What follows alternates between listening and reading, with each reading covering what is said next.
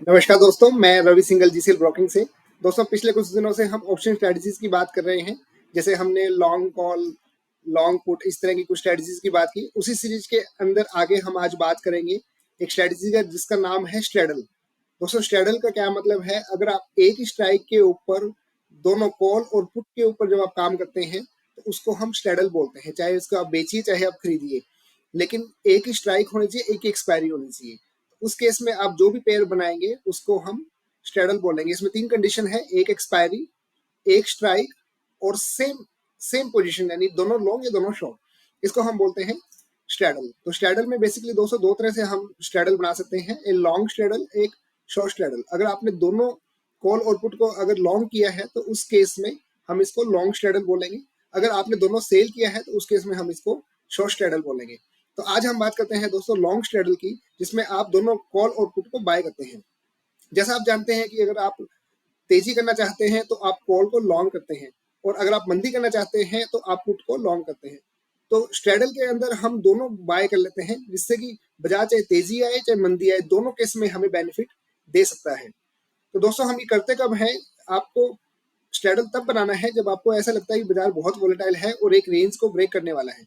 उस केस में आप दोनों को बाय कर लेंगे। तो जैसे ही बाजार आपने जो प्रीमियम पे किया है उसको जब क्रॉस करेगा तो उस केस में डिपेंड करेगा कि बाजार कितना ऊपर गया है और उसके अकॉर्डिंगली आपको बेनिफिट होगा। एक लाइव एग्जांपल के साथ में इसको अपने देखते हैं और इसको एक्सेल पर भी हम कैलकुलेट करके देखेंगे। दोस्तों, ये मेरे साथ में एक निफ्टी 50 की ऑप्शन चेन है।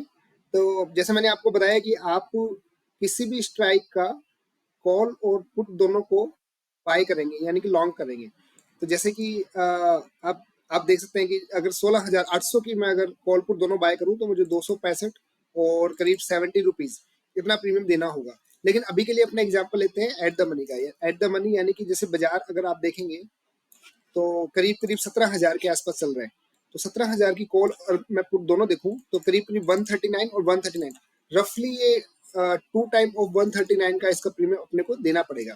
तो एक्सेल की मदद से अपने देखते हैं कि इतना प्रीमियम देने पे मेरे पे ऑफ कैसे रहेंगे।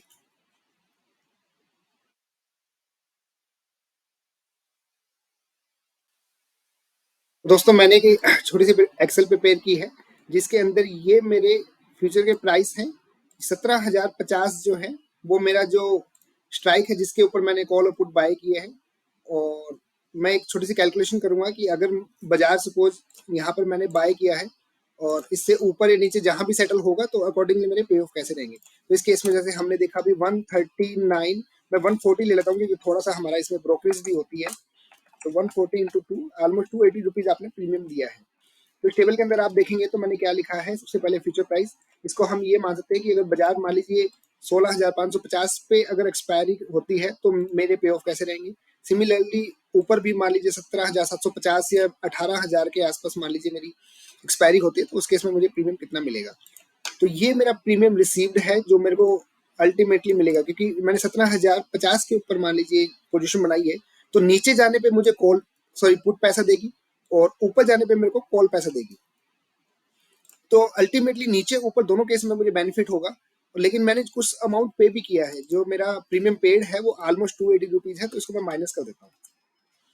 तो अब आप देखिए, मैं देखता हूँ कि अगर ऊपर या नीचे बाजार जाएगा तो कहाँ पर मेरे नेट में कितना प्रॉफिट आएगा। तो ये मुझे रिसीव हो रहा है, ये मैं पे कर रहा हूँ। तो अल्टीमेटली ये मेरा नेट प्रीमियम कितना मुझे आ रहा है। आप देखिए, इसमें अगर आप रेंज देखेंगे, जनरली लोग इसको चार्ट के हिसाब से समझाते हैं, मैं आपको एक्सेल में समझा रहा हूँ कि अगर आपकी रेंज 17,250 से 16,850 तक है तो उस केस में आप कोई मनी अर्न नहीं कर रहे। लेकिन इसको जैसे ही रेंज ब्रेक करेगी और इससे ऊपर बाजार जाएगा तो यहाँ पर आप अर्निंग स्टार्ट कर देते हैं। ये आपका ग्रीन में आ गया पोर्टफोलियो। और इसी तरह से इससे ऊपर बाजार जाएगा तो आप अर्निंग करना स्टार्ट कर देंगे। इसका सिंपल सा मतलब है दोस्तों, आप जब भी आप स्ट्रेडल बनाते हैं, लॉन्ग स्ट्रेडल बनाते हैं, तो आपको एक रेंज तक वेट करना पड़ता है। जैसे ही बाजार उस रेंज को ब्रेक करता है आपकी अर्निंग स्टार्ट हो जाती है। और देखिए, अगर वही बाजार एक्सपायर हो गया, सपोज 17,050 की आपने स्ट्रेडल बनाई थी और वही बाजार एक्सपायर होता तो पूरा 280 रुपये आपका लग जाएगा। लेकिन जैसे ही एक रेंज से बाहर जाएगा वैसे वैसे आपके पैसे आने स्टार्ट हो जाएंगे। तो दोस्तों ये था लॉन्ग स्ट्रैडल।